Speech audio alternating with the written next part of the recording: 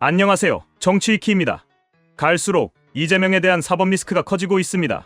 이번에는 공직선거법 위반 혐의로 1심에서 당선 무효형을 선고받으면서 민주당은 지급받은 434억 원의 선거보조금을 반납해야 하여 이재명 대표의 기반이 흔들리고 있습니다. 한편 이에 개딸들이 또 한 번 비정상적인 행동을 보이며 충격적인 반응을 보이고 있습니다.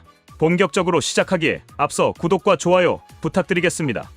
이재명 더불어민주당 대표가 공직선거법 위반 혐의로 1심에서 당선 무효형을 선고받으면서 한국 정치권이 거대한 파장에 휩싸였습니다.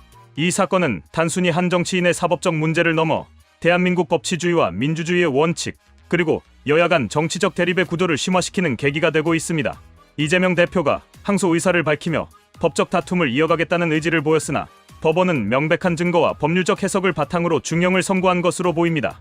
민주당은 강력한 반발을 이어가고 있으며 지지자들 사이에서는 당비 증액 운동 등으로 이 대표를 방어하려는 움직임이 활발하게 전개되고 있습니다. 하지만 이러한 대응 방식이 한국 정치와 법치주의의 원칙에 긍정적인 영향을 미칠지는 의문입니다.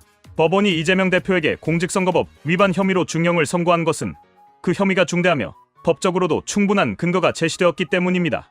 공직선거법은 민주주의 사회에서 선거의 공정성과 투명성을 확보하기 위해 제정된 법으로 특히 국회의원이나 대선 후보와 같은 고위 정치인에게는 법 준수의 책임이 더욱 엄중히 요구됩니다. 이재명 대표가 1심에서 당선 무효형에 해당하는 판결을 받은 것은 공직선거법 위반 혐의가 단순한 해프닝이 아니며 그 영향이 심각하다는 점을 법원이 명확히 한 것입니다. 이는 대한민국 사법부가 독립적으로 판단한 결과로 민주주의 사회에서 법원의 판결은 존중받아야 할 중요한 권위입니다. 그러나 민주당은 이재명 대표에 대한 1심 판결 이후 강도 높은 비판을 이어가며 사법부의 독립성에 의문을 제기하고 있습니다.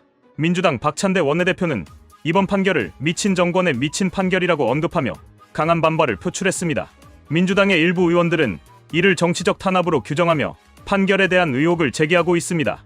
하지만 이러한 반응은 사법부의 권위를 훼손하고 법치주의에 대한 국민적 신뢰를 약화시킬 위험이 있습니다. 특히 법원의 판결을 부정하고 이를 정치적 음모로 몰아가는 태도는 민주당의 책임성을 의심하게 만들며 법률적 판단에 따른 결과를 정치적으로 이용하려는 모습으로 비칠 수 있습니다.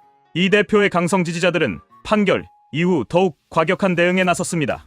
일부 지지자들은 판결을 내린 판사의 신상을 공유하며 사법부를 직접적으로 비난하는 모습을 보였고, 서울중앙지방법원 앞에는 사법부는 죽었다라는 문구가 적힌 근조화환이 설치되었습니다. 이러한 행동은 법치를 존중하지 않는 것으로 해석될 수 있으며 민주당의 강성 지지층이 국민 대다수로부터 부정적인 평가를 받을 가능성을 높이고 있습니다. 법치를 경시하는 행태는 단기적으로 강성 지지층의 결집 효과를 가져올 수 있으나 민주당이 중도층 유권자들에게 신뢰를 얻는 데는 걸림돌로 작용할 수 있습니다. 민주당 내에서는 이재명 대표를 둘러싼 복잡한 정서가 엿보입니다. 한편으로는 이 대표를 중심으로 당원들을 결집하려는 노력이 보이는 반면, 다른 한편에서는 이 대표의 사법적 문제로 인해 당의 이미지가 훼손되는 것을 우려하는 목소리도 있습니다. 특히 민주당은 선거보조금 반환 문제가 현실화될 경우 재정적 부담을 피할 수 없게 되었습니다. 중앙선거관리위원회는 이 대표가 최종심에서 유죄가 확정될 경우 민주당이 지급받은 선거보조금 약 434억 원을 반환해야 한다고 규정하고 있습니다. 이는 민주당이 단기간에 해결하기 어려운 막대한 금액으로 재정적 어려움을 초래할 가능성이 큽니다. 이에 이 대표의 지지자들은 자발적으로 당비를 증액하며 당의 재정 부담을 덜어주고자 하고 있습니다.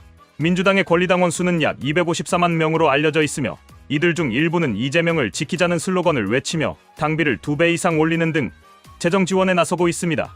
이러한 움직임은 민주당 내 강성 지지층의 결속력을 보여주는 사례로 볼 수 있지만, 한편으로는 민주당이 대중적 신뢰를 회복하기 위해 보다 근본적인 전략을 마련해야 할 필요성을 보여주고 있습니다.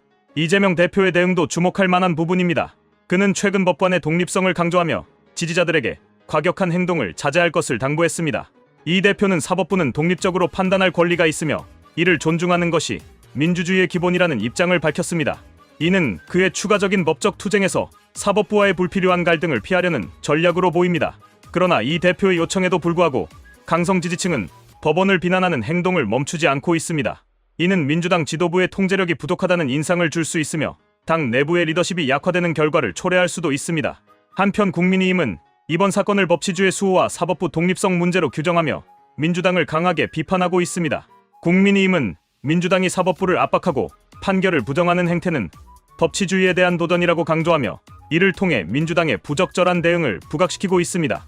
국민의힘은 또한 민주당이 선거보조금을 반환하지 않거나 이를 회피하려는 시도에 대비해 법적 조치를 준비하고 있습니다.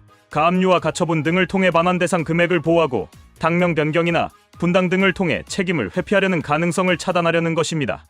이러한 조치는 국민적 신뢰를 얻기 위한 전략으로 해석될 수 있습니다. 이재명 대표 사건은 대한민국 법치주의의 근간을 시험하는 중요한 사건으로 기록될 것입니다. 민주당과 이재명 대표는 법과 사법부의 결정을 존중하며 책임 있는 자세를 보여야 합니다.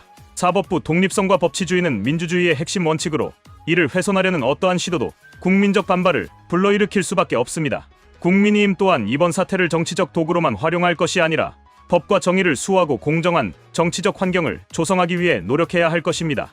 이번 사건은 대한민국 정치권, 사법부, 그리고 국민들에게 중요한 교훈을 남기고 있습니다.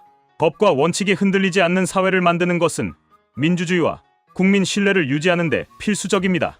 이 사건이 한국 정치와 법치주의의 발전을 위한 계기가 되기를 기대합니다. 시청해주셔서 감사합니다.